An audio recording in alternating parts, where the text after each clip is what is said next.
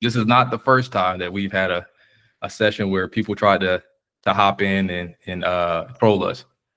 We've been doing this for a long time, and we've had over.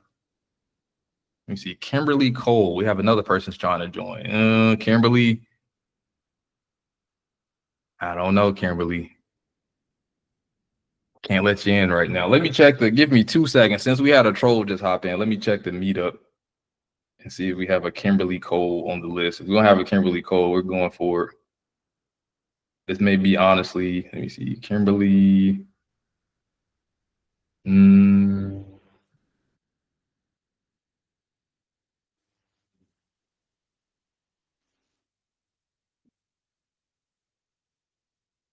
no Kimberly Cole. So Mark, don't let her in. I appreciate that, Mark. That person is Ty. I'll let her in. All right, cool. Yeah, Mark, just if you can, just lock it down. If you don't see anybody that we know, don't let it in. And then if you got a question about it, Mark, too, like if you need me to check the list, just shoot me a text and I'll check it. All right.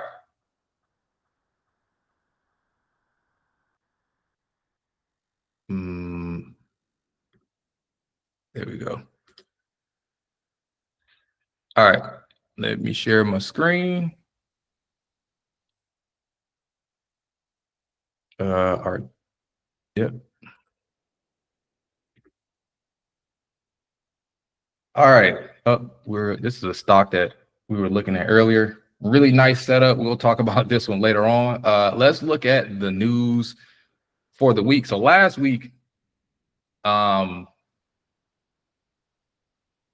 had a question. Can you talk about the money flow? We can talk about that once it comes back around to me. Ross, good question. All right, economic calendar. Here we go.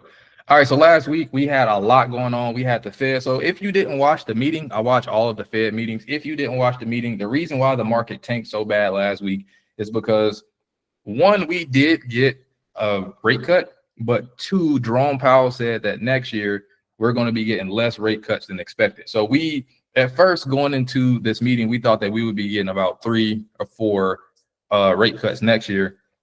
Jerome Powell is saying that we're probably going to get 2. So that means at some point we're going to be getting some rate pauses, and I don't know what that's going to do with inflation. So that could be, excuse me, could be a driver of the market going into the first quarter of the year. All right, this week we don't have anything major. No scheduled reports. We do have durable good orders month over month, but then Wednesday, Thursday, I mean, you don't have any scheduled reports going into the new year. So to say, even if I toggle this off, we don't have anything major. So nothing crazy to worry about. But, you know, of course, Wednesday is Christmas. And I don't know if the market is closed on Tuesday. It looks like we have reports, but I don't know if it closes early or not. Thursday, the market is back open. And Friday, the market is there. But there's probably going to be low volume. So if you're trading options, be very careful. Tuesday is a half day. Appreciate that, Ross. So yeah, Tuesday is a half day. Wednesday is closed. So honestly, I'm not trading Tuesday or Wednesday. Monday, I'm going to watch and see. I think tomorrow we should be getting some green action. There's a lot of stocks that are in the right position to climb out of that hole.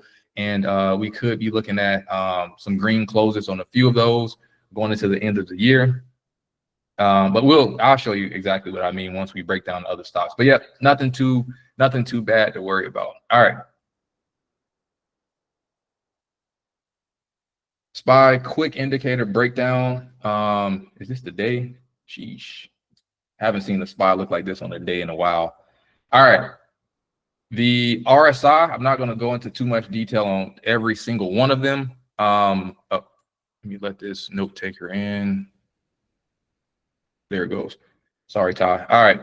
So the RSI is a relative strength index. The RSI pretty much tells you if the stock is overbought or underbought, right? So we're looking at this on the SPY. The number that I want to see is 45 to 55 pointing up. Right now, the number on the SPY is 46, and we can tell by looking at this right-hand corner. So we got 46 in purple. If you zoom in, you can see exactly what I mean. And at one point, it was all the way down here at 37, but then people stepped in and bought the dip, pushing it back up to 46. So really low action for the SPY. You can see again, the SPY was in the high, 50s going into the 60s a lot for most of the year. This is all the way back into August. And then this is what the first 2 quarters of the year. So majority of the year, the RSI has been high, but the times that it dipped, it got really, really low. So we're looking at, again, it bounced at 37, went up to 46.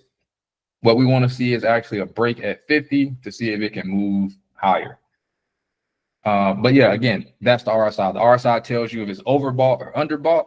70 overbought and 30 is underbought. You want right in the middle. 50 would be nice, but if it goes down to 45, that works as well. And if it's too high at about, or if it's a little bit higher at 55, that's fine as well. The goal is to get this purple number to be a favorable number and to take it up to 70.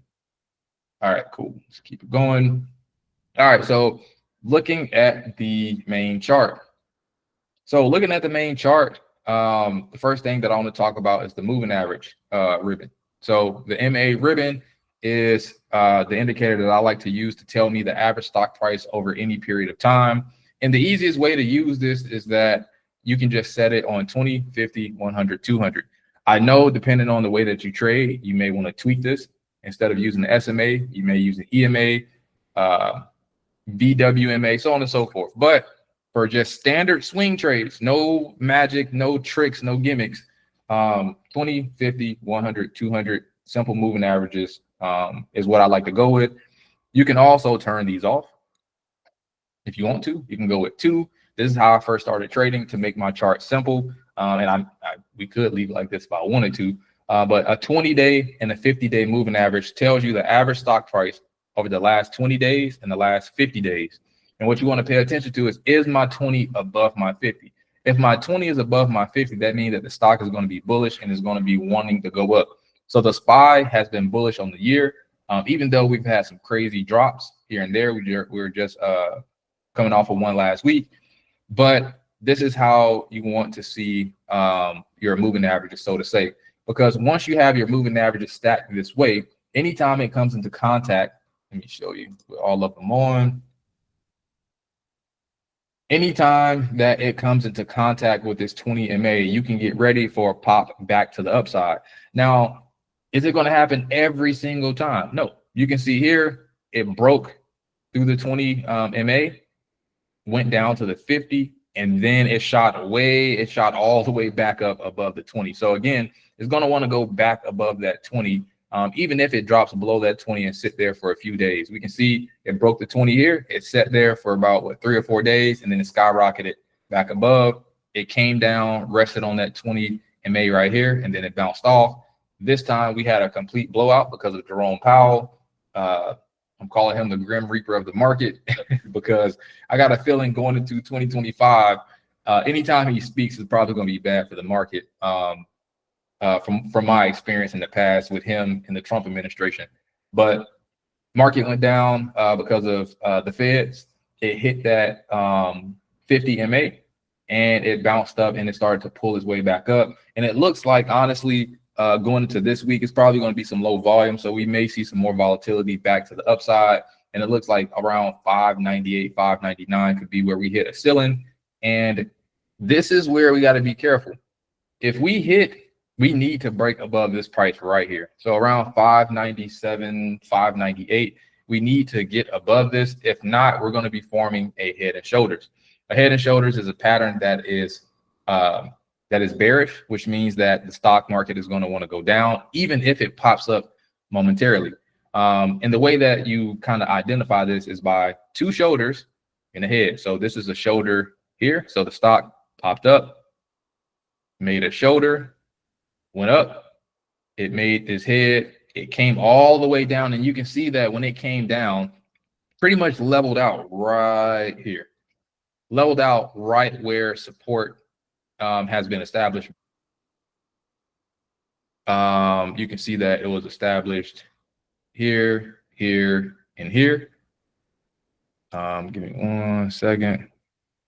You can see that it's been established here, here, and here. And again, it's now that we're back above this 50 MA, you want to watch it back up to this this 20. So we need to break in between this gap. If we can break back above 600, we'll be out of that pattern. If not, then if we go back up to this price range and come back down, then it looks like we could be breaking this 581, and we could potentially be coming back down to the 570s, which we haven't seen that since what early November. But yeah, so again, that's the moving averages. That's how they work. Normally, you want them stacked in chronological order. You want the 20, 50, 100, and 200 stacked from least to greatest. And you can see we have that. Let me move this over a little bit. We have that going on here. You have 20, 50, 100, 200. All right. The VRVP, really quick, not going to go into too much detail for the sake of time, but the VRVP is the visible range volume profile. It is telling you the volume at certain levels. So when you know how much volume is at certain levels, you can actually make an inference on which way the stock is going to go. So the more volume that it has, the more likely that you're going to get a rejection, right? So that's why I'm saying, I mean, you can even see right here on the VRVP that the top side of this bar right here on the VRVP, if I was to place a blue line on it, it lines right up with the top of this shoulder that I just talked about. And you can even see on this line, we have some choppiness, right? We had green candles going up to it, and then we got red, green, some choppy action here before it went higher.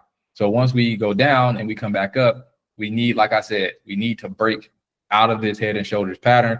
If not, we're going to go back down again. So that's why I said this week we could be green for a second, but then we also could be moving back to the downside if we're not careful. Let me get rid of that. Cool. Any questions so far? And let me grab my right here. Any questions? Let me check the chat. Looks like we got some questions here. Jerome Powell knows that inflation is going up. Yep. Yeah. So yeah, if you really want to get an idea on how to trade better, pay attention to the Feds. The Feds control our money, and they kind of give hints. If you listen to them, they give hints on what's coming for the next 2-3 quarters, you name it. But yeah, so yeah, Mark, don't let that person in, Mark. They keep trying to get in. But yeah, so Jerome Powell basically knows that inflation is going to go up. So everybody just be prepared. If inflation goes up, market goes down. So let's just be on the lookout for that. All right. Next thing, MACD. This one is simple. This is the moving average convergence divergence. This is just telling you which type of pressure is being applied to the stock. So if this red line is on top, selling pressure is being applied to the stock, and the stock is going to want to trend down. Not saying that you won't have any green days in between. This is just saying for the most part, the stock's trend should be down, and sometimes it could be sideways. This is an oscillator, so it means that it wants to either go up or down. And if you have a market to where it's trading sideways, you're going to see this going down, right? So if red is on top, market is going, I said the market because we're talking about the SPY, but if red is on top, stock is going to want to go down. And then if blue is on top, stock is going to go up. You're going to, and you can even see here on the histogram that once blue is on top, it's going to want to go up. And once red is on top, these bars are going to go down. So you got green when blue is dominant. You have red when red is dominant. Easy way to just figure out the trend. So if you want to know, okay, the stock is green on the day, but which way is it going? Is it going up or down? Check the MACD. The MACD is going to tell you the trend. And for my option players, this is one of the good ways to play volatility or spikes or pops to the upside.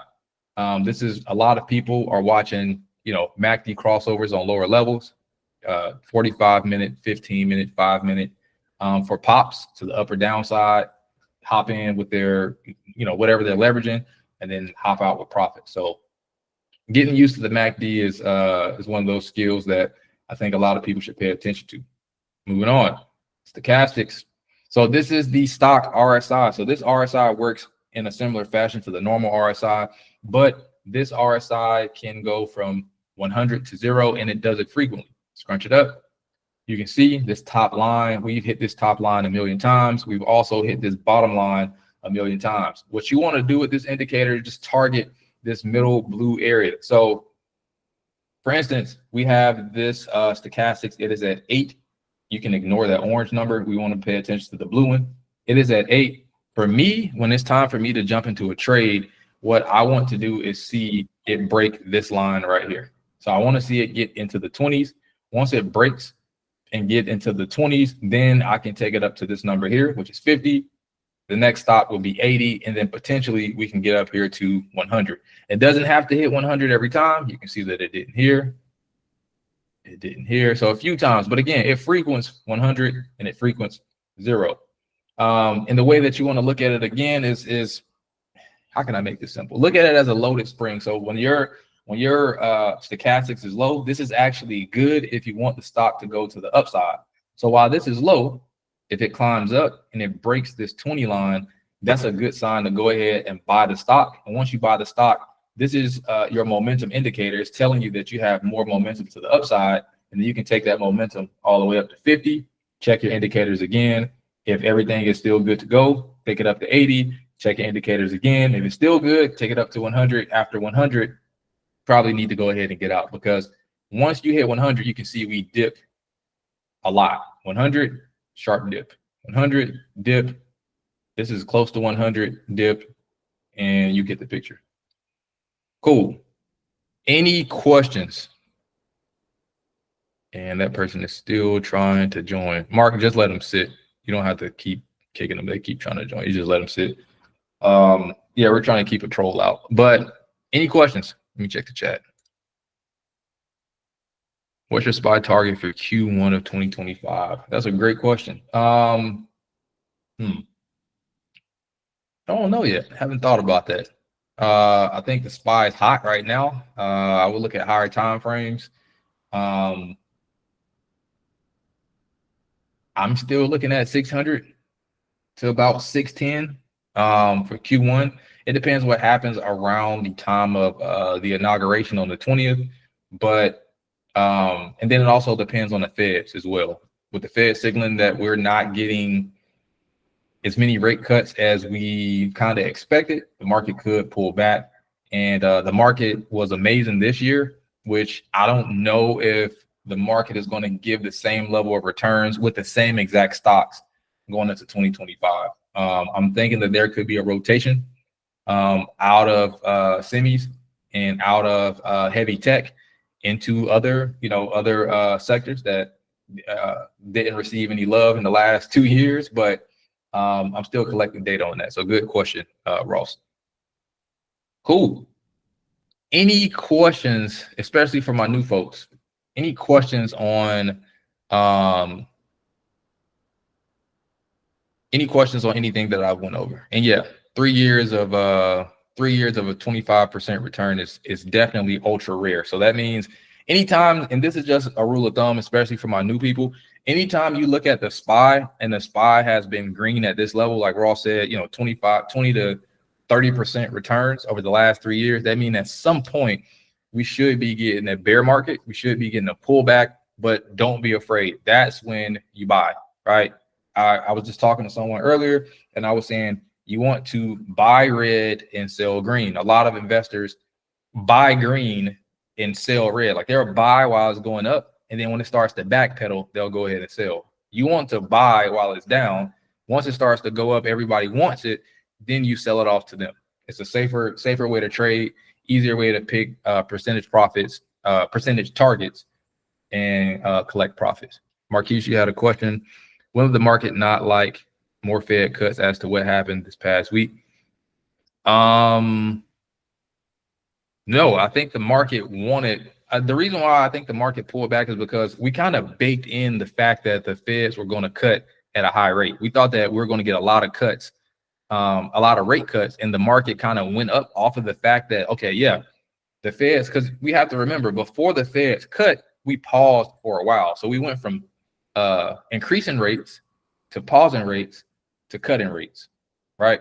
So while we were paused, the market was going up because the market just kept going and going and going because we thought that, okay, we're going to be getting some cuts next, which we have. But the market was calculating how many cuts we were actually going to have. And now Jerome Powell is saying, hey, I know we said that we were going to get this many, but we're actually going to get less. So I think that's why we had that exaggerated reaction in the market. So again, moving forward, we got to see what the Feds are going to do. But I don't know how the Feds and the Trump administration are going to get along. Last time it was kind of, I mean, it was a toss up. It was entertaining, but we're just going to see what happens after the first quarter of 2025. Any other questions? Cool. All right. I will go ahead and pass it over to Mark so he can cover you all's picks.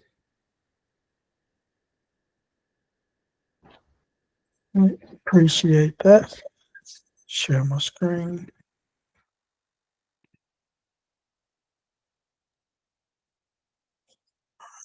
Okay, so see the first one Ross had was DoorDash.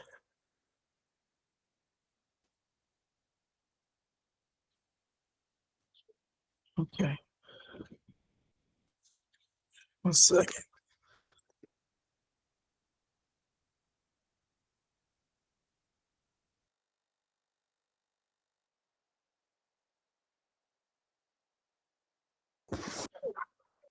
All right. Sorry about that. Dog is. Okay, so DoorDash. So looking at the daily for DoorDash, we can see a few things. Looking at the stochastic RSI, we see that that's pretty low.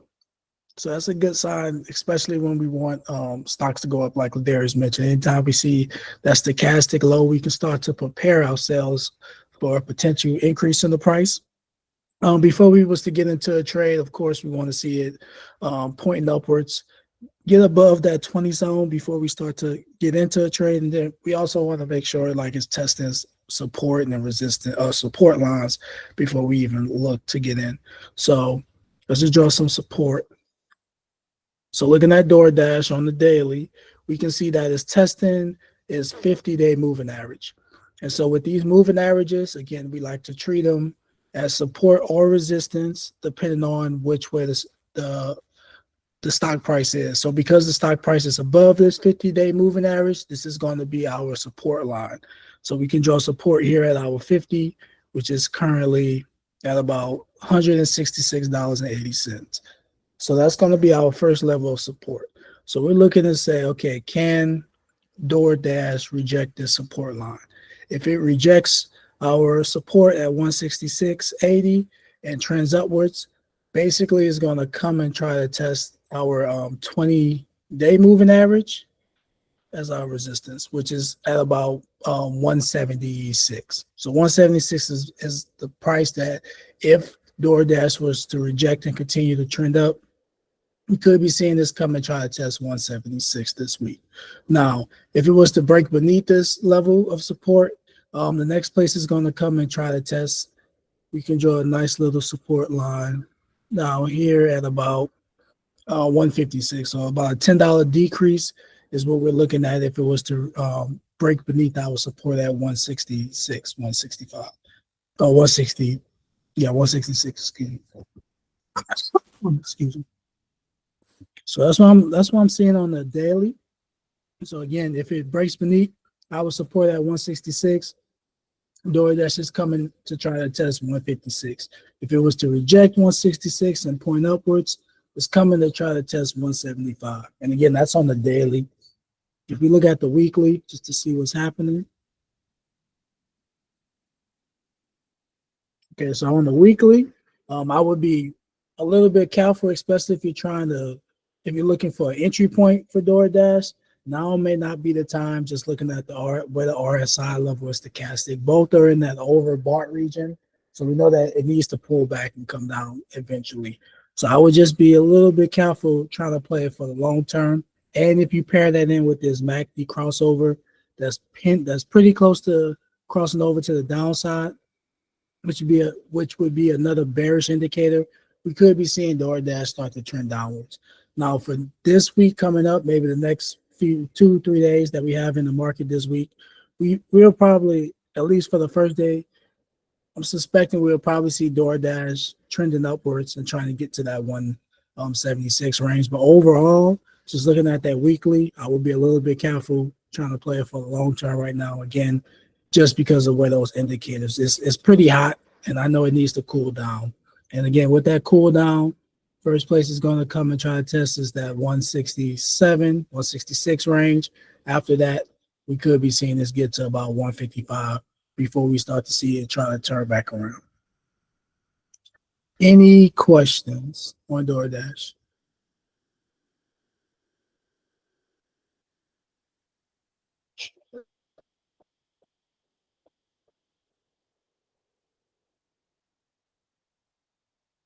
Okay, nothing so far. All right, next stop.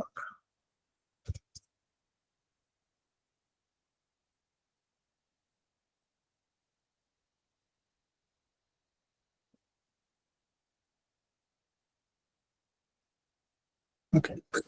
All right, so looking at Exxon Enterprise weekly stochastic, same thing like DoorDash a little bit is that they're both hot. It's the stochastic and the RSI level for the weekly is pretty hot.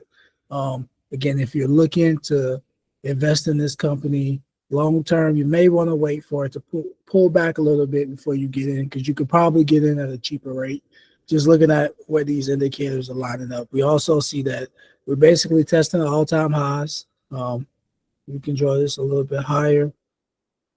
We can say we have resistance at the very top at about $660 or $670 would be our resistance level.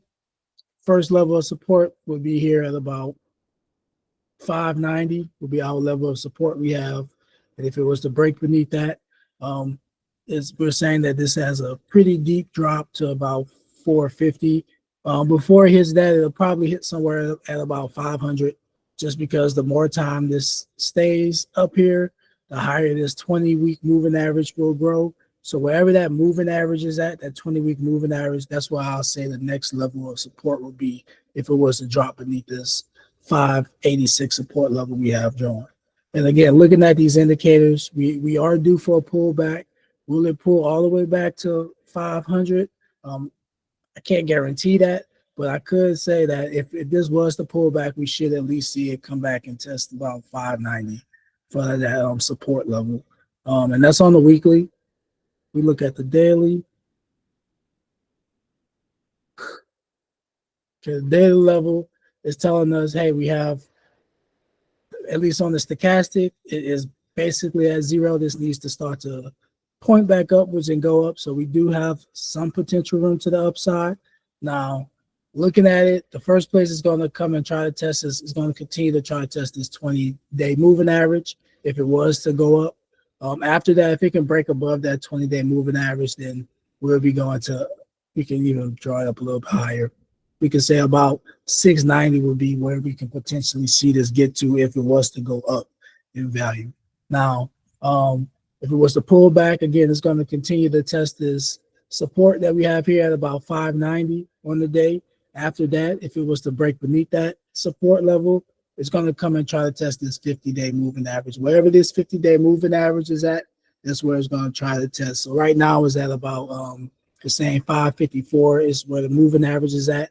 If it was to pull back this, we may see this at about 560, 565 will be the next level of support that we'll probably see this try to test if it was to pull back this week. But looking at that stochastic, I would say for this week, we'll probably have, we should see this go up at least back to this 20-day moving average, which is sitting at it. It's sitting at $644.79. So about a $20 increase, $22, $23 increase from where it's currently at right now. This is where we can see this get to for this week. But overall, looking at it from a long-term standpoint, again, just looking at that weekly, I will be a little bit careful trying to get in at this point. I will be waiting for it to cool back down, just given all the indicators we have, especially as RSI level and as stochastic. They both need to come down. And then we can see on our MACD to where the buying pressure is starting to flatten out at the top. And we know once it starts to flatten out, it's going to start to try to point downwards and cross underneath that selling pressure. So just be on the lookout for that. Any questions?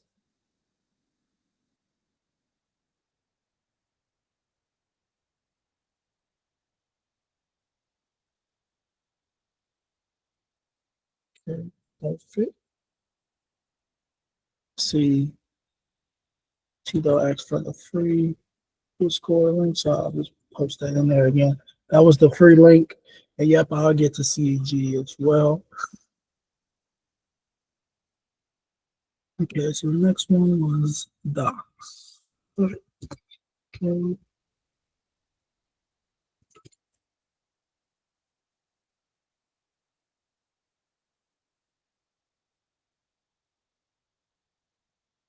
All right, docs. So let's draw some support and resistance. It's our first time looking at this one. Current price of docs is $55.06. So if I'm looking for a level of, I'll start with the resistance. If I'm looking to draw my ceiling for this stock, the first place I'm going to go and say that the test will be this $60 range. Why I chose 60, we can see the price tried to get here on these wicks. And then previously, if we pull back, if we look at the historic data, we can see price was going down, came up, tested this area, rejected it. Even when it first IPO, price went up, tested this area before it skyrocketed up. Even when it came down, it has some activity in this area. So this is the next place that it's going to come and try to test. So if this stock was to continue to go up, the first place it's going to come and test is $60. And then from there, if it breaks above 60, we'll have to pull back. I can see if it breaks above 60, we have some activity here at about 70. So I would treat it in $10 increments. So if it breaks above 60, the next place is going to come and try to test at 70. And now if it rejects 60 and pulls back, it's gonna come back and it's gonna try to test right here at about $52. So that's $52. You can call it 50. $52 will be where it's going to come and try to test if it was to pull back. So if it rejects this $60 range and pulls back, we can say about 50 is where it's going to come and try to test. After that, if it breaks beneath that, it's going to come and try to test this 20-week moving average, which is currently sitting at about $43, $44 at the moment. Now, just looking at this stock, we have while the stochastic RSI is pretty low, the RSI level is high. So if you wanted to trade this, just be a little bit careful looking at that. We do know that anytime the stochastic, we know stochastic wants to make it back from 0 to 100 and vice versa from 100 to 0. That's ultimately the goal of the stochastic. It can stay within this low range for a little bit. I'm thinking we may see some rejection here and it try to hit 0. But again, just be on the lookout for that. If you're going to trade this, I would say trade it up to 60. Once it hits 60, I would be trying to get out of it. Or I would actually be waiting for it to pull back and for me to be able to confirm that it's going to go back. That if it can break above 60, I would feel more comfortable maybe playing this to 70 than trying to play it to 60 right now. So I would just be waiting because by that point, my stochastic should be close to that 50 range. And then at that point, I know I have a higher chance of this revenue all the way up to 100. So let's check out the daily. Let's see what's happening. Okay. So looking at the daily, excuse me, we should definitely see this get to 60. Just looking at the daily, looking at how that stochastic is looking. That stochastic is in that 50 range, pointing upwards. We do have a little bit more room on that RSI level to get us back to that overbought region. And I like that paired with this MACD. So this setup right here on the daily, for me, when I see this type of setup, this is giving me a lot of inclination to go ahead and get into the trade. Like when I see this while I'm day trading, this is my checklist to say, okay, let me get into this trade and I can trade it up until the $60 range. So if I was looking to get into a trade, would be the point of me going ahead and getting into this trade, because I have so many bullish indicators that's about to happen. I have my MACD that's about to cross over to the upside. Pair that in with this stochastic, the way that is pointing up, and this RSI level, I can definitely feel confident saying that this will get to 60. And if you wanted to be if you wanted to wait a little bit, what I'll be just waiting for is to break above this neckline, which is sitting at about 56.48. So if this stock can get to 57 and hold it at that point, I'll feel comfortable going ahead, getting into that trade and selling it once it gets to 60. Again, it's not a huge price difference. So what 9 times out of 10, that would be like an option play that I'll be looking for. I'll be looking for an option play. And for me personally, we only have like 2 days to trade next week. So for this week, so for me, I would still stretch it out for like 2 weeks on my expiration, but I'll be looking to get out this trade by Monday, during Monday while I'm actively as a day trade, or Tuesday before the market closes. I'll be looking to get out this trade. Yeah. But this is definitely setting up for it to get to 60 on the day. Any questions?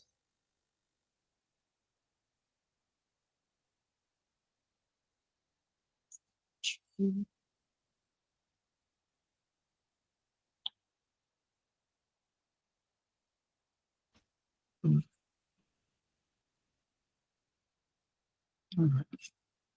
TST.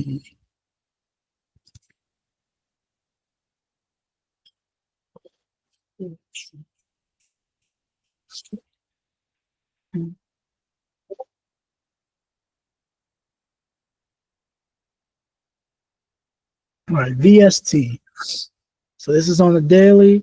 We can see that it's testing its 50-day moving average. It broke beneath it. Looks like it's trying to reject it.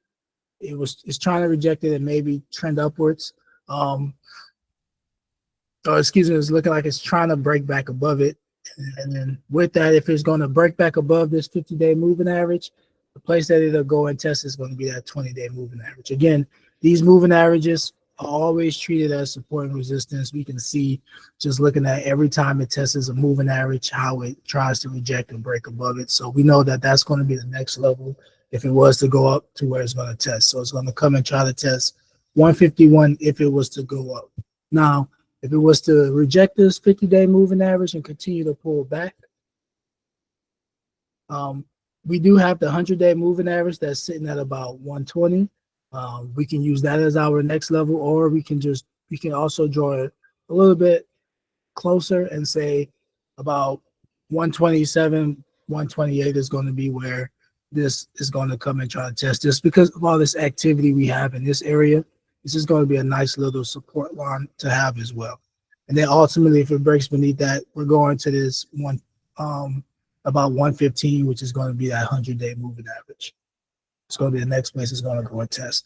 Looking at the indicators, it's trying to find this bottom from the stochastic, from where we see that where the stochastic is at. It's basically in that oversold region. So we know that it's looking to establish its bottom for the moment. And with that, this could be the bottom at 136, or it could go a little bit lower. But ultimately, I'm just waiting for it to find this bottom. Once it finds this bottom, then we can start to figure out where it's going to go next. So if it finds this bottom now, again, it's going to come and try to test this 150 range. But if it continues to go down, and let's say it tests this support here at 128, then our target, once it rejects, is going to be here at about 140, which is going to be that 50-day moving average, right? That 50-day moving average would now be our ceiling. Well, it is our ceiling now, so it'll still be our ceiling. Have a push through on a time. Yeah. So if this pulls back again, 128 is where it's going to test. After that, if it rejects this level, it looks like it's going to come and try to test this 139 range. That's the next level. And if it breaks above this level, then we could be seeing this get to 150, 152. And that's on the daily. We check out the weekly for it. And weekly is showing me just like the other ones we were looking at. Is in that over. It was in that over BART region. Again, this one has started to already cool down. We can see it hit its highs, and it's starting to pull back. It's currently testing that support at 149. The next level is going to come and try to test. If it was to break beneath that, it's going to be this 127 range. So looking for the long term, I would say definitely just wait to get into this stock just because of how this is all setting up. Again, it's starting to set up as if it's cooling down, and then we're really close to that crossover to the downside on the MACD. So I wouldn't, looking long term, I wouldn't feel comfortable getting in at this point. I would just be waiting for it to establish its bottom again. Any questions on VST?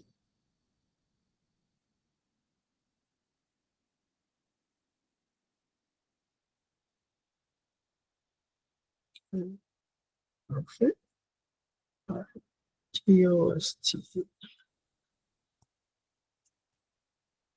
Toast.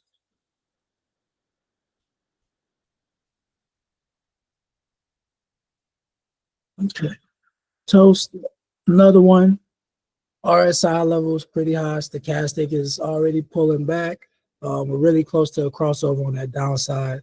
So long term, just hold out, I would say, and wait for it to establish this bottom again. It has been running up this year, so it's a good thing. But it looked like it's hit its ceiling, and now it's starting to pull back. Let's find its floor. If it was to pull back, thinking this $31 range is going to be the place for the floor. And I chose that because that's my 20-week moving average. And again, even back here, we can see the stock price came down here, tested this area a few times. Even when it started to come up, you see it got relatively close to that level. So nice little support line to have. Now, if it was to start to trend upwards, the place is going to come and test is going to be here at the top of this area, which is going to be about $44. Is the level that if it was to pull up, it's going to come and test before it starts to reject. It looks like this needs to cool down again. So I would just be waiting for it to completely cool down if you're looking to get in long term. Now, if we're looking for a quick little trade, let's see what's happening on the daily. So daily is showing me that, okay, this week we could be having this increase. It's testing its bottom for the daily. So what we could see happen is we could see this get to about $39 before it starts to pull back. And I chose 39.40 just because this is basically where that moving average, our 20-day moving average is for the top. You can see it's sitting at about $40. Now, if it rejects this, that's if it rejects this 50. If it rejects this 50-day moving average, it's going to go to our resistance at about 40. Now, if it breaks beneath this 50-day moving average, it looks like the next place that is going to come and test is going to be all the way down here, which is going to be that 100-day moving average, which is what we have at about $31. But ultimately, this week, I'm thinking we'll probably see it try to get to 40 before it starts to reject and try to pull back. Any questions on toast?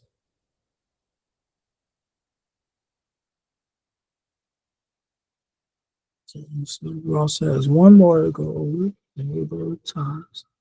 So we got GE.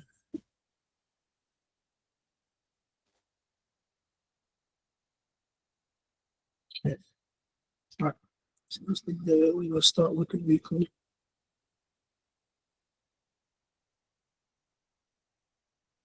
Okay, so we have GE that's been running hot this year. So you can see it's starting to hit that ceiling. Ceiling we can say is at about 342. That's where we drew the ceiling at. So about 345, excuse me, is where we drew ceiling. If it was to continue to pull back, you can see the last 2 days, 2 weeks has been pulling back.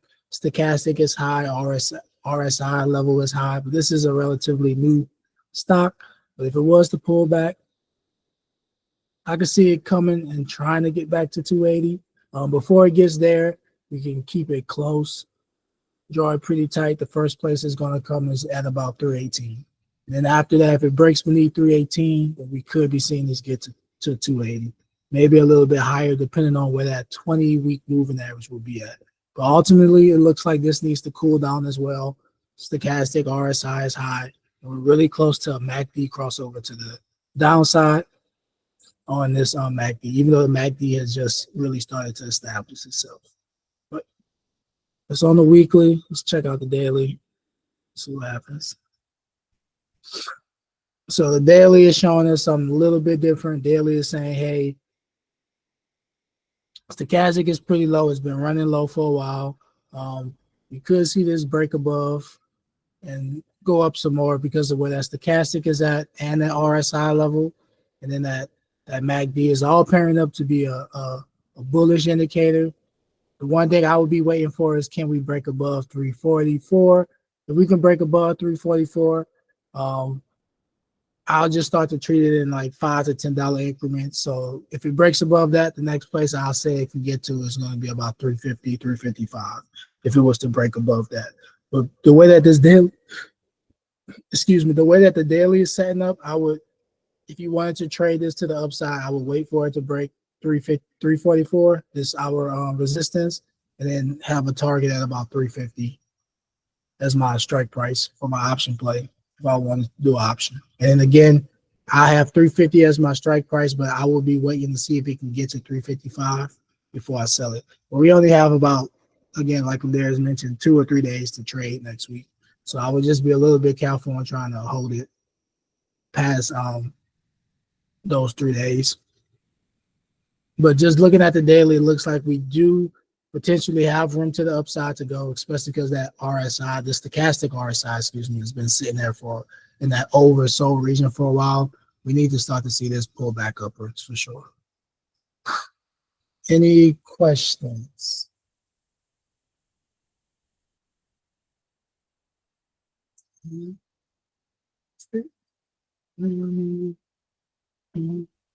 BCG.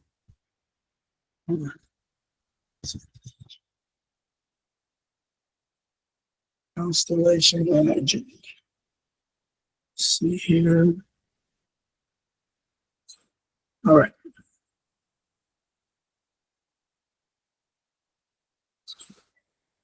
So that's the daily. Let's start with the weekly. Try this one up before. All right, so CEG basically is testing support right here at about 220 is going to be where that support level is at. We can see that this is actually testing a 20-week moving average. So our first level of support is going to be this moving average, which it's already testing 232. So if it was to break beneath that, I can see it trying to come and test our 220 range that we had drawn for it. After that, if it breaks beneath that, we can say about 200 is going to be the next level that it's going to test. We can draw this up a little bit more.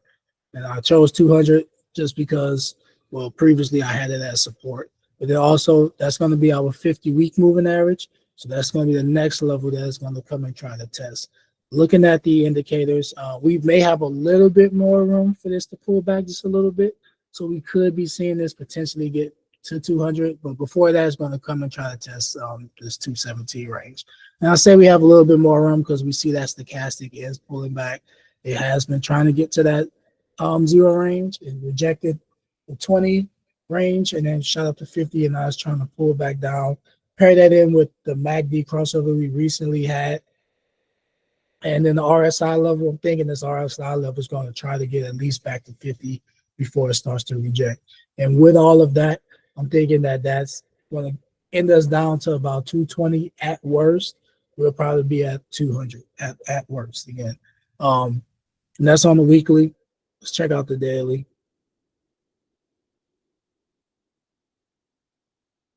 Yeah, and the daily, again, we just had a crossover on that MACD. So this could be the end of it. Again, at worst, we'll get to 200. If it continues to pull back, we're going to be pulling back to that 218. And that's going to also be a strong level at the 200. So we may see this reject at the 200 on the daily and then start to turn around. Now, if it's rejecting on the daily, if it rejects this 220 range, before it gets to about 254 on the daily, it's going to come and try to test about 240. So, and that's because that's going to be our 20-day moving average. We know it's going to come and try to test these moving averages. And again, our moving average is currently sitting at 245. Yep, 245.02 is where our 20-day moving average is at. So that's where we'll potentially be seeing this get to before it starts to try to reject. Now, if it can break above this, we could be seeing it get to 255. So what I'll be looking for is, can we reject this current level at 217? If we can, then we should be seeing it get to 224 or 245, excuse me. 245 is where we'll be seeing it get to. And after that, we'll be seeing it get to 255. And if it breaks beneath this level, we can treat this and this 200-day movement. If you wanted to, you can pull it back and just treat them both as one support. So if it breaks beneath this 200-day moving average, we'll be seeing it get to 200. But if it rejects it, again, ultimately we'll be seeing this try to get back to 245, then 255. Any questions?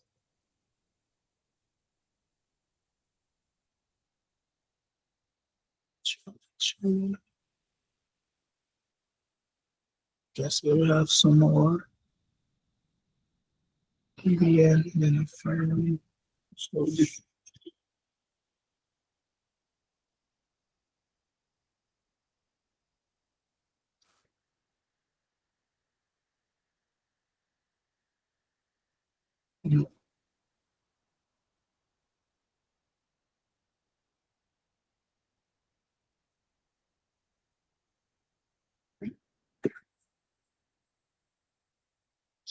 weekly, right? Perfect.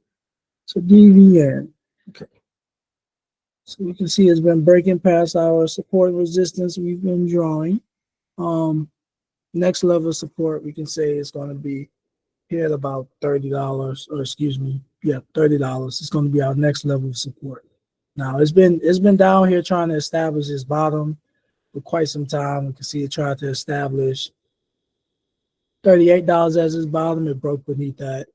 Then it tried to, for like 2 weeks, tried to establish 35, and ultimately is now trying to test $30 as its bottom. So from here, I'm just waiting to see, can we find the bottom of this stock? If this $30 range is going to be the bottom, then the next place is going to come and test is going to be $35. So just looking at the indicators, it's looking like it needs to determine its bottom, especially where the RSI level is at. And that's the stochastic RSI level. Just looking at it, again, just looking at the indicators and the technical analysis from it. Close to a MACD, we've been close to a MACD crossover to the upside for some time. It keeps being rejected. So once we have that, once we start to see that this stock is showing all of the indicators is bullish, that'll be a good place to go ahead and get in. Because again, just looking at the indicators, the stock was once sitting at about $78. So from where it's currently at, if you was to get in here, you buy and hold, could potentially be seeing this get back to $76, just looking at the indicators, right? Let's check out the daily. We just saw the daily. And we see that on the daily, this is at a flat zero. And we know that this eventually needs to turn back around and try to at least make it back to the 100. Yes, it can stay in this range for a little bit. We can see if we pull back, we can see how long this stood into the 100 range. So it can stay underneath the 100 and then the 0 range for some time. But just looking at this, pair this in with this RSI level is pretty low. All I'll be waiting for is to determine if this is the bottom. If this is the bottom, we can confirm that this is going to be the bottom of the stock. I would feel comfortable getting into some plays, maybe a swing play where I buy and hold until it at least gets back to $35. You can hold it potentially even longer. This could be the bottom. This could be a really good discounted price for this stock. Again, I'll have to look at the company financials, but just looking at, if we just scroll out and look at the earnings for it, we can see that they've been having some great earnings and they pay dividends. So you could be getting this company for a steal for sure, especially just looking at their previous earnings. And again, they pay dividends. I have a question. Go ahead, Todd. Yeah, just the trend is not in oil right now. I think that's why this is moving down. Do you buy this sort of more on momentum? Because I think with energy, it's tricky, right? Because things come in and out of fashion, and you're Mhm. kind of waiting, right, for market interest. I just feel like oil's just been really beat down for a Yeah, while. yeah. But because it's beat down like this, again, you're buying it for a discounted price. Eventually, this is going to go up, right? Again, I I would be I think that this would be a good play to get into. I think this I would just really wait until I can confirm that this is the bottom before I get in. But again, this the stock has once been $78. It could get lower than 30. So if you're worried about like is this a good time to get in, what you can do is you can always get in, open up a position, and then once it starts to pull back, you can add more to it, just so that you can dollar cost average your price. But overall, I think that this would be a good stock to get into. Again, the earnings, just looking at the earnings, we can see how many green earnings they have, and they pay dividends. Let's see, has it been increasing? No, they haven't been increasing, but they've been paying dividends for a while now. I'm sorry, my computer is moving pretty slow, but they've been paying dividends for a while. So, and they've been hitting these earnings. They have a few raids, but ultimately, this is a good company to get into, and you're getting them at a discounted price at the moment.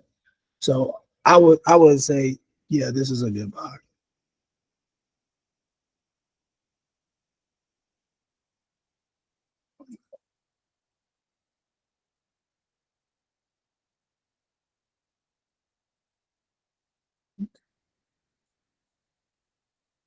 All right. So I see we have some more stocks in there, but what I'm gonna do is I'm gonna pass it off to Ladarius so he can go over his picks for the week, and then if we have time, I can double back and do those because I see we're like 7:15 right now. All right, cool. I appreciate it, Mark.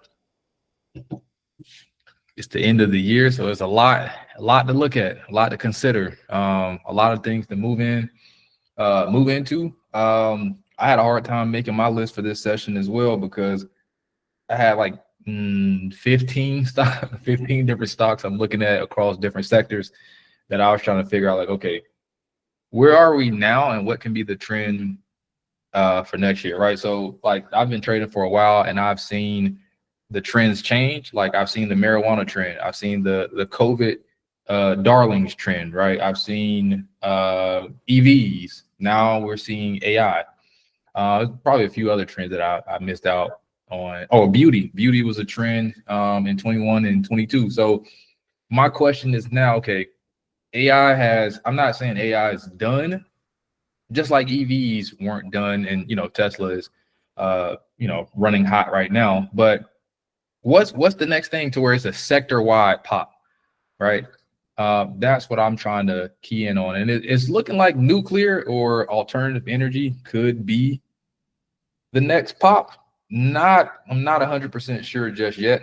The only reason I'm saying that nuclear could be it is because these AI companies, they great technology, but it's just a drain on energy. So either you got one or two things that's going to happen. These AI companies just become extremely efficient when it comes to using energy with their chips and things of that nature, which I don't think that's going to happen anytime soon, or they find a way to get massive amounts of energy to, again, to build their AI systems on top of, which that's why a lot of the, top dogs, Meta, Microsoft, you name it, they're looking at these nuclear companies because the nuclear energy, that's a lot of energy that they can use for their chips and computers and you name it. So nuclear could be it. I'm not sure, but energy, period, oil, solar, nuclear, I think is going to get some attention next year. Again, I said it in the chat, especially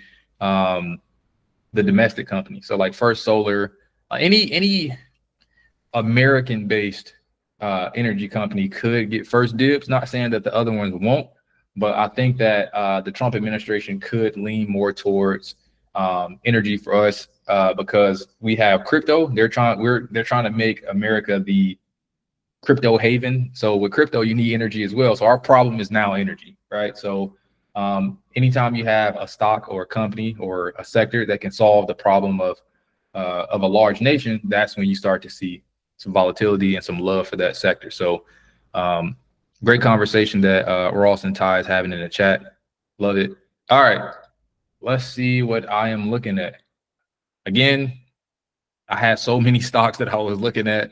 If you've already had a one-on-one with me, then you know kind of my sentiment when it comes to a few of these, but let's take a look. All right, first stock is PLTR. Amazing year for the stock. It's been running wild for a while. Let me reset my chart. There we go. It's been running wild for a minute. It looks like this RSI is about to over rev. The reason why I have this one on my list is because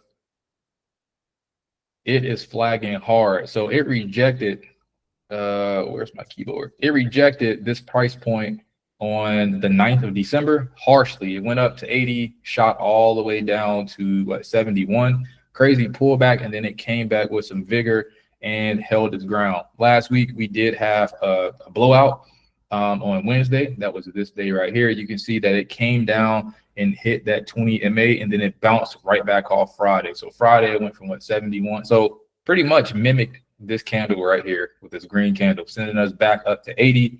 A lot of people bought in. I think the stock could easily hit 100. I've been saying that for a while. And when I say easily, I mean over the next quarter. I'm not saying it's going to hit 100 by the end of this week. But the stock is popular. It's been popular for a while. It's becoming more popular. And the fact that it is an AI play, also it's uniquely placed as a military play. That's going to be very interesting. You got AI mixed with military. And I think that I've been saying this for the longest, is that once Trump gets in office, I think that the military companies, RTX, what are the other ones? RTX, which is Raytheon, Northrop, both of those could see some spikes. And I think the RTX has already started to move. But again, the PLTR is uniquely placed between AI and military, and they're already getting some massive contracts, which I think is going to continue to happen. So pretty cheap stock that has some promise for next year. And then if we look at the chart, we can see that they have a potential MACD crossover to the upside on the daily. They're also, the stochastics is also at 25. So we could be going up to 50, potentially to 80. The only thing that I would question on this chart is the daily RSI. It is at 70, but you can see, I mean, back since what, September, it has almost lived primarily above 70. Hot stock. A lot of people want it. A lot of people are finding places to get in and hold the stock. And yeah, I don't think the stock is done. Like I said, this stock could easily hit $100. It could go up to about, honestly, I think we start to see a slowdown or maybe a split once we get to about 120 to 150. Once we get in that range, then the valuation of the company will be high, like almost too high. The valuation of the company right now is 183 billion at $80 a share. So if we just flipped it to 160, this is it could be what, 400 billion. We just do some easy math, 360 to 400 billion dollar company, which is crazy. Which I think, again, once we start to approach valuations that high, then we need to start seeing some earnings that kind of support that, or it's going to be backpedaling. So this is one that I'm keeping my eye on for 2025. Again, because of its position. I don't know any stock that's in its position that's been running as hot and as hard as this one has been. So that's why I got this one on the list. And then if we look at the 4 hour, the 4 hour should be, 4 hours should be a little bit better. We got 65 on the RSI, so some space up to 70. You can also get a better picture of it testing this top trend line and trying to break. Also, a thing to note is that this week, again, really choppy week. Half day on Tuesday, market is closed fully on Wednesday, and then it opens back up for a full day on Thursday and Friday with a full day on Monday. Pretty crazy week. So anytime you have weeks like this, be very careful, especially my option people, because you have low volume. Anytime you have low volume, anything goes. It's going to be the wild, wild west. A lot of people have already taken off of trading. They took their profits last week with the crazy pullback. And now you're just going to see some crazy things happen going into the end of the year. So what I mean by that, on Monday, it could pop up in the pre-market, and then throughout the day, it can just sell off. Or it can pop up for a majority of the week, and then at the end of the day, at the end of the week, have a massive sell-off. So just be careful when trading this week because, again, low volume means higher volatility. But again, PLTR looks like it's trying to break this upwards trend line around 80. It is back testing it, and it tested it again early in December.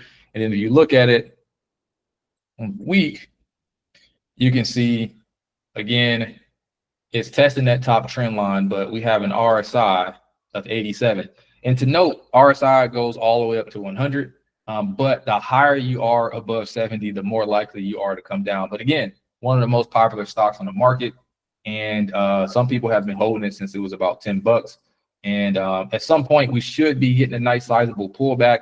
But again, with this market just being a wild card, this week for the market being a wild card, don't know what we're going to get quite yet. Again, the 1 day in the 4 hour is saying that we have some space to go up. We could see 85, 90 moving higher. But again, the higher we go into those higher RSIs, you got to be a little bit more careful with those pullbacks. They could be pretty steep. So any questions about PLTR?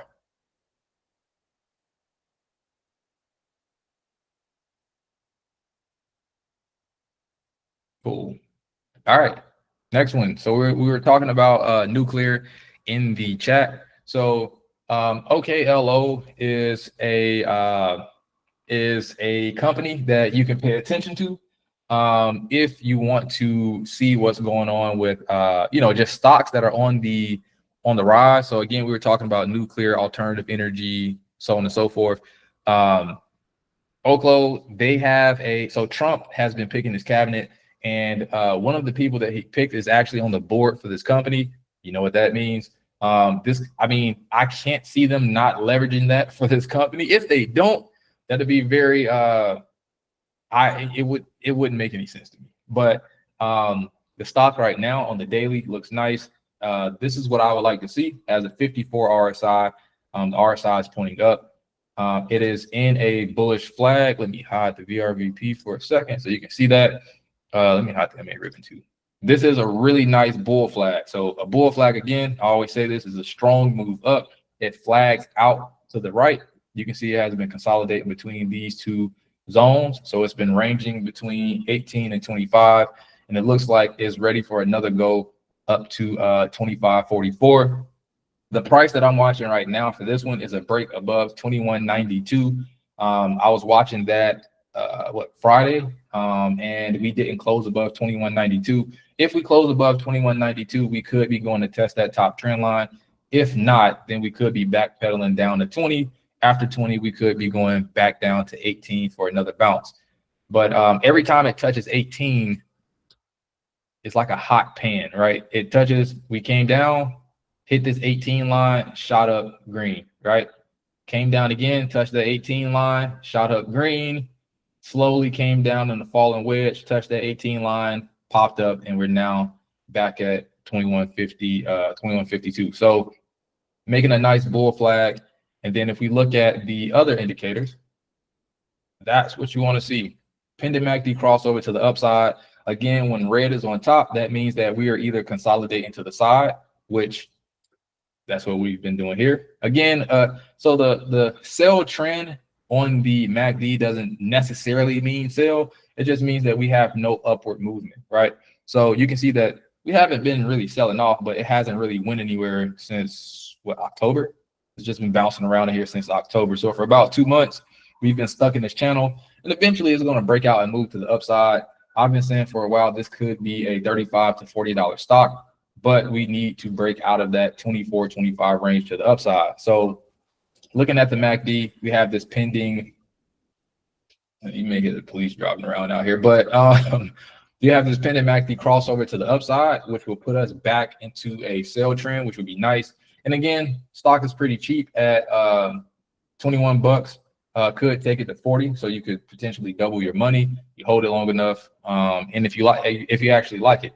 The next thing I would look at is the stochastics. We got 68, so it already broke that 50 for us. 68 is not that bad because the next target is 80, and then we got 100. So momentum is definitely building to the upside. We have this, again, pendant MACD crossover, and we're going for another test at 25. So hopefully we break that because we've rejected maybe like 3 or 4 times we rejected this top trend line. But once we break, we could be moving higher. So let's check the other areas. So we look at the 4-hour, you get a better picture of how this channel has been built. Just been bouncing around in here. So you could play bottom to top if you like to play ranges. But the RSI is at what, 57, cooling off a little bit. We're already in the confirmed buy trend. And then this stochastics is at what, 96. It looks like it's cooling off on the 4-hour. So we may get a pullback and then it goes back up because this stochastics on the 4-hour has already hit 100. We can also see something like this to where it hits 100 and it kind of just hangs around up there, dips a little bit, and then pops us back up so we can push through that 25 range. So this is one that I'm definitely watching going into 2025. Again, the one of the a high-ranking officer in the company is on the board. Was selected by Trump. And again, I just can't see them taking advantage of it. Should they? I don't know, but yeah, watching this one for sure. So just being patient with it, seeing what we can get from it, and yeah. Let me see. Do I have any questions in the chat? Daily bars on ATR Oklo. Wow. Yeah, this one is pretty volatile. So if you've been watching any nuclear stocks, again, now that AI companies are searching high and low for energy, nuclear companies have been going crazy this year. Some of them 85% in 1 month. I think some I've seen what 300-400%, just crazy numbers on these companies. And then again, they're cheap. So a lot of people are looking for the next best thing. AI has been doing this thing for the last year and a half, 2 years. And I don't think AI is going anywhere. It's just who's gonna the best AI is gonna come from who has the most power, right? Because if you run into power snag, whoever else has the best power could test things further than a company that doesn't, right? So this is one of them. It's a whole bunch of other ones, but for the sake of time, this was the one that I picked. All right, next stock, Tesla. All right, so Tesla was going crazy ever since Trump won the election. Now it is coming down to earth. So we can see that Friday it was down $15. At one point, Tesla was up to like 488, I want to say 487. Now it's down to 421. And we can see that on the 4-hour, the stochastics is down, right? All the way down on the ground pretty much. And so that means that if it decides to move back to the upside, we have a lot of momentum. What I would do with Tesla is wait for a confirmation candle. A lot of people do not like to wait for confirmation. They like to just buy stuff and hope that it works. But I think the easiest way, especially if you're swing trading, the easiest way is just to wait for confirmation. So if it's at 421, confirmation could be at 435. Yeah, you missed out on $15 per share, but you at least are getting closer to a guarantee that the stock is going up, because you could buy it at 421 and not wait for confirmation, and then it just drops down to 400 on you. And you could have got it at 400 if you waited and not jump the gun for confirmation. So the reason why I'm talking about confirmation is because this RSI is taking a nosedive. The stock is also taking a nosedive. And me being a pattern person, recognizing patterns is kind of how I've made most of my largest trades. This is starting to form a bear flag. So strong move down. This is just the opposite of a bull flag, right? So strong move down, a little hiccup here on the MA, and then it looks like it's forming another red candle that took it below this MA. So I'm just being careful and cautious that I don't get caught in a downtrend on a stock that has been running hot. And again, this is the end of the year, so a lot of people are tax harvesting and looking for places to take profits. Tesla being a hot stock could be one of those, so just be careful. Let's look at it on the day. See what we got. Again, not looking too good right now for the short term. Not saying that in the future Tesla could be $500, $600, $700, but right now the RSI is at 60. Again, taking a nosedive. We have 3 red candles, and it looks like we're kind of sitting right here. This is a form of support at about 417. We can see that there are some buys right there, so we can see that it got bought up midday to 446, but then it closed lower, so not a good sign. And if it drops, it could come back for a touch on this 20 MA around 390, 400. So that's what I'll be watching for to the downside if Tesla doesn't pop back up. Also, and then MACD crossover. If we get this crossover, Tesla is going to be $400. It's that simple. If the buy trend crosses the sell trend and we go into a sell trend, Tesla is going to go to 400. We could possibly see 380 if we get this crossover. It's not guaranteed because the stochastics on the 4 hours already on the ground is at its limit, but we don't know how long it's going to stay. So again, like I said, this week I'm observing, especially Monday. Tuesday I'm not trading. Wednesday the market is closed. Thursday I haven't decided yet. Depends on how Monday goes. And then Friday I'll be looking to see what type of sales they're having. So stochastics is also low here. It's not quite as low as on a 4 hour. We got 7. Could go all the way down to 0. Crazy downtrend. But again, I don't think Tesla's out of the picture just yet. And again, we look at this. I mean, this is just a weekly. It's just showing pretty much the crazy run up, and the weekly is pretty slow to catch up to all the other time frames that we looked at. So you can take this one with a grain of salt. Let me see. Do I have any questions? Funds are starting to look at stocks. Yep, at the $20 level. Yeah, funds are definitely starting to look at cheaper stocks. The mega caps ran. So the people with the money are looking for places to make even more money. They're looking for a stock that's $20 that can go up to 100. That's kind of the name of the game. Now that the big dogs have already eaten their lunch, it's time to find profits in other places. Definitely adding to my watch list.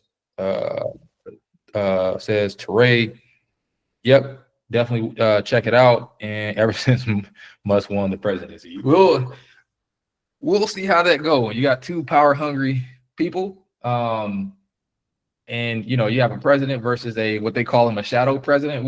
It's gonna be entertaining. I'm here for the money, so it's gonna be interesting to watch. All right, this is a play that we've been talking about for a few weeks. If you're in the Discord, if you've been in the intro to options session, this is a play that was created by or told to us. I think she said she watched this on TikTok, but really smart play from Michelle. Michelle, if you watch this, shout out. But she told us about this this stock. So this stock pretty much moves up off of the option income of Tesla. That's kind of the name of it. But basically what happens with this stock is that if Tesla moves up, the dividend that this stock pays out is going to be nice, right? Just to keep it simple without going into all the details. But this stock pays a dividend every single month. And you can see that these dividends are nice for a $15 stock. So when we were talking about this stock at first, the stock, I want to say it was what, $12, like $12 or $13. It got as high as what, $18. So really nice move. But then the massive part here is the dividends. $1.22 for a dividend on a $16, $17 stock that is paying monthly is crazy. So if you owned 100 shares of this, it'll cost you what, $1,600. And let's say you're getting $120 per share per month is crazy. So this was a nice play on Tesla that again Michelle brought up, and she's been killing it. And I think that this could be another opportunity for people. If you haven't got in, this could be one to add to your watch list and pay attention to. So if Tesla is too expensive for you at $420, $400, 380, you name it, you could look at this one and play the upside. This one comes with risk.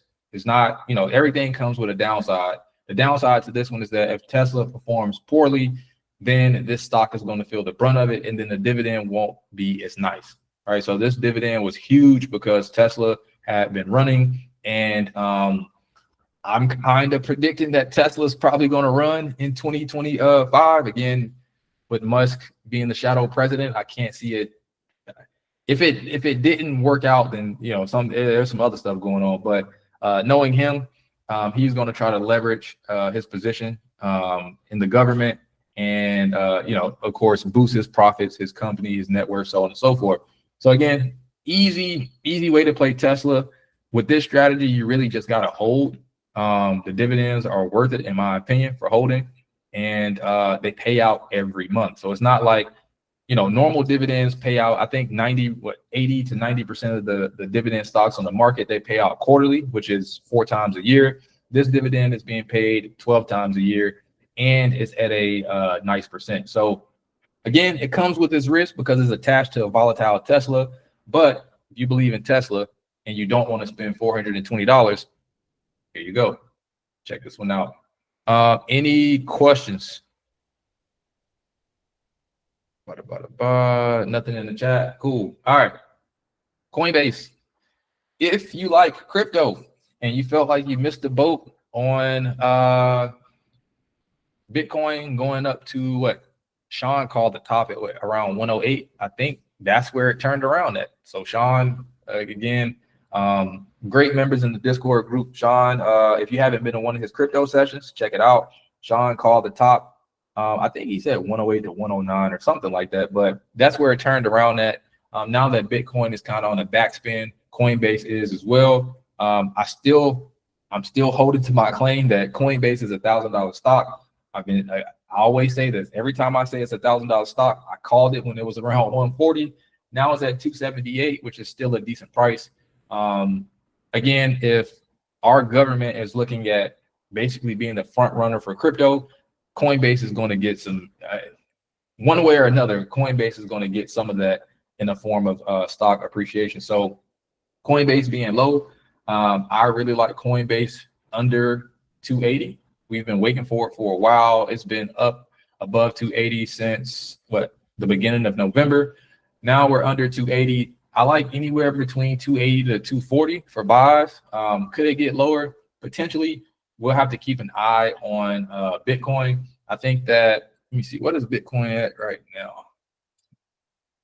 94. Yep. So Bitcoin is at 94. So Coinbase should be moving lower, which we could see Coinbase 270, 260. Again, I like Coinbase. I like buys for Coinbase anywhere between 280 to 240. If it gets down to 220, even better. But I don't think we're going to get that. But fingers crossed, we could. And my bottom line for Coinbase right now, I said Coinbase, for Bitcoin right now is $87. I've been having that there for a while. I said 87 bucks, 87,000, $87,000. If Bitcoin went to $87, we got a whole bunch of other problems. But 87,000 is where I'm looking at. The worst case scenario for right now. That could change, but at the time of this recording, that's what I'm looking at, 87,000. If it comes all the way down to 87,000, we get a blowout for whatever reason, then that means that Coinbase, like I said, should be in the lower 240s. We possibly, like I said, could be 220. 220 would be a present, but I think again, anything under 280 to 240, I really like that for moves back to the upside. And so, but this one, I'm not looking so much to trade, but just looking to build more of a position out and then get out or take profits in the next 3 or 4 years. But I think that eventually these, Coinbase being in the 200s, we won't see that anymore. At some point, Coinbase is going to be 550, 600, and people will be wishing that, hey, I wish I would have grabbed Coinbase when it was to anything, right? So yeah, keep an eye on Coinbase. I'm watching it as well. And it, like I said, it should be moving lower because Bitcoin is moving lower and they're kind of attached at the hip. But yeah, that's what I'm watching as far as crypto. Any questions on Coinbase? Coin entry target is at 260. Yeah, you can take it at 260. I mean, 260 is right here. on this ledge of the VRVP, you can see we have a wall of buys and sells. Little skimp up here, but once you slam right here into 260, wall of buys. So that means that we could be bouncing around this area, because this is where all the volatility, this is where all the volume is located. So coin looks nice. Again, the lower the better in my opinion, because eventually stock is going to be $600,000, $700,000, $800,000, $900,000. But that's a few years to come. But buying it at these levels, you could see a nice return. All right, last stock. This one is just a warning. You can see I have too many lines on this one. This is NVIDIA. Just be careful. Hopefully this could turn around, but NVIDIA is definitely making a head and shoulders. NVIDIA could, why did I take that line away? Where's it at? Right there. NVIDIA could be coming down to about 115, 116 if it doesn't correct its act. We have a shoulder here. And again, for those that don't know the pattern, a head and shoulders is a bearish pattern that looks like the stock is going up, but it's actually going down. And it's notated by a shoulder here. This is shoulder 1. This is the head, and this is shoulder 2. So a head and shoulders end where it starts. You can see it started here. It could end there. And since this pattern has an 85 percentile completion rate, it doesn't mean that it necessarily has to happen. It's just once it takes form, then that's kind of a telltale sign. It popped up because people thought it would go high. It went down. People bought it up here. It went down. People bought it back up to around the same level, and it went down again. So this could be the a change of character happening here, to where we could take it back to the downside. But this is one that I just wanted to tell people to watch out for. Currently, it is sitting on a nice support. So it will take something, market wide to push it lower. But massive support. You can see that when it was coming up here from 101 to 100, it chopped a lot. It even rejected right here one more time before breaking high. Chopped. So the fact that we're sitting on top of this line this is not just going to be a you take one triad and you break through. But if we do break through this line, that's going to be pretty brutal to the downside. So to the upside, what I would like to see happen is that we break this 136 line back to the upside and take it back to 140. If we get back up to 140, then I would feel much safer. Because if we take it back up to 140, we're scrambling this whole pattern, and then we're back above another tough line. So these are two tough trend lines to break. This trend line at 136 and this trend line at 128. This is a tough place to beat, because there's a lot hanging on these levels. Like this 136, you can see a lot of chop here. When it came down to make this shoulder, a lot of chop there. When it went up, the second shoulder was made right here, and then another bounce right there. So a lot of action happening right there. So it's in a point to where you just got to be careful. But I wanted to put this one on my watch list, because I want to see if it can make a comeback. And also the technicals look good. Like I aside from the pattern, the technicals, like looking at my indicators, look really, really nice. Don't allow 46 to the upside on the RSI, which is nice. The MACD is starting to soften. We got some of that light red happening. And then we have the stochastics right above 20 at 21. So that means that we could, if this decides to make a really strong move, again, we can break that 136. We have a lot of promise to the upside to take us back to the 140, 145, maybe 150 range, if we can do it. So chart is set up nice. If we can go ahead and break and stay higher. Check the 4 hour. Looking at the 4 hour, yep, we still have some space here. We got 49 on the RSI, testing that top trend line at about 136. MACD has already crossed over. It just crossed over for to put us in a buy trend. And then the stochastics is at 84. So space to go up to 100 still. So looking nice. The only thing I was worried about is that pattern. And then if you look at it on the week, 56 pointing down. You can see more of that inverted head and shoulders. I'm sorry, that head and shoulders forming here with touching that bottom line at 128. And then you can see we're still technically in a sell trend. If you go by the weekly, that could change. And then in the stochastics, we're at 29 in the downtrend. Again, all of this could turn up on the weekly if the 4-hour and the daily push themselves out of that downtrend. So just adding this one to my watch list. I know this is like a fan favorite. A lot of people have hopped in NVIDIA this year, made a lot of money, and probably want to know where it's going to go to close the year. So again, it's been in the downtrend for a second, kind of consolidating since the last for the last 2 earnings. This one, well, actually this earnings to this earning, we can count that as an uptrend, but moving into the next earnings, this one is going down. So kind of lost what it made, but we'll see moving into this next earnings. What is this in February? So watching this one for sure, because this is the leader of all the semiconductors. If this goes, everything else goes down. If this goes up, everything else should go up, except for AMD. I don't know what's going on with AMD, but it has a mind of its own. Any questions on NVIDIA? Big dogs left the NVIDIA building. Yep. I've been saying that there's a slow rotation out of semis that have been happening, but I don't know where they're going next. So again, don't know where this is going to close at, but I do want to keep my eye on it for a potential move back to the upside, because the other technicals look right. Mark just texted me and said his internet went out. That is fine. So he won't be able to do the pattern of the week, which is cool. All right, cool. Do I have any other questions about any of the stocks that I went over thus far?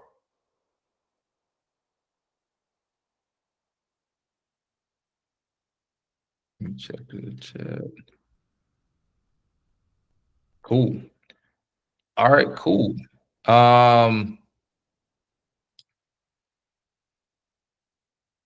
All right, so what I'll do, let me go ahead and stop sharing my screen. Oh yeah, and again, oh, I've already took that. All right, let me stop sharing my screen. Let me see. Oh, we got another question in the chat. Will you cover the patterns that you use? For the most part, yeah. I tell you what, since Mark is not here, we can look at a head and shoulders, and let me tell you why it is so important. Is this the right screen? Boom. All right, let me show you.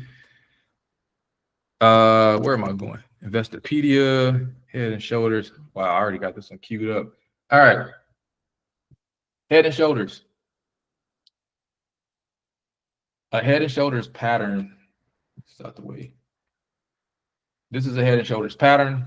I like so when we talk, Ross asked, will you cover the patterns that you use? I like inverted head and shoulders because it takes a lot to form these patterns. Like you actually need, look at all of these candles. Like this is a lot of action that actually happens, but you will see this pattern a lot. And a lot of times you'll see it on larger time frames.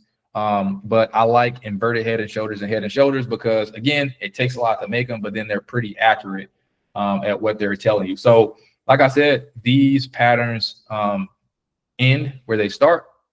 You can see that this shoulder was formed.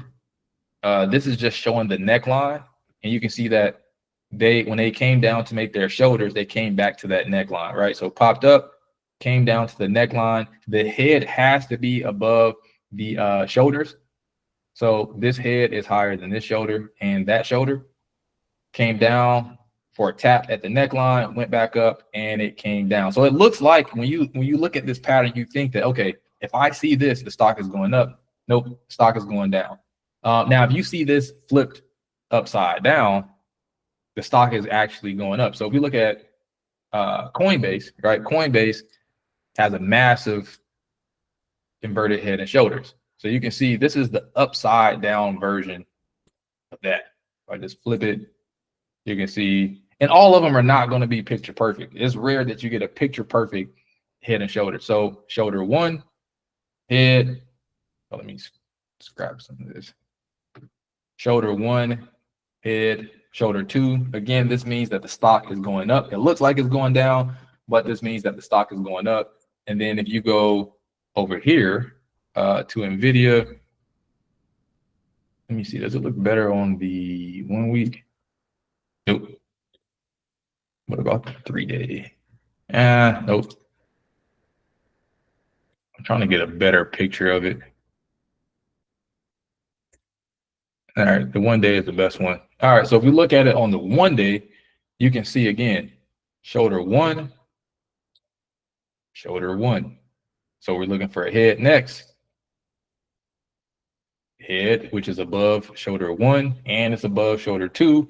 And then when you're looking at shoulder 2, it's coming back down for the break, and back down for the break to the downside. So that's the only reason why I'm saying to watch out for NVIDIA, is because it's making this bearish pattern. But again, aside from that, technicals look pretty good. So most of the time, you're going to see me talk about head and shoulders, cup and handles, and flags.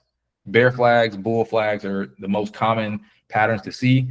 They're the easiest to trade, in my opinion. I think one of the hardest patterns to trade would be falling wedges, but those patterns are the easiest for option people. So my option people, if you're looking for a good pattern, study the falling wedge. Also study the rising wedge, which is the opposite. So a falling wedge sounds like the stock is going down, it's really going up. And a rising wedge sounds like the stock is going up and it's really going down. So those are like the 4 pattern types I like to play. Head and shoulders, inverted head and shoulders, flag. Oh, actually 5. Flags, cup and handles, and wedges.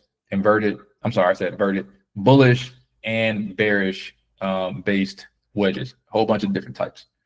Still learning, but those are the ones that I play for the most part. And Mark still can't reconnect. That is cool. I'll just call him after this. But yeah, let me go ahead and stop sharing my screen. Do I have any other questions? Let me stop this recording so it can upload to YouTube and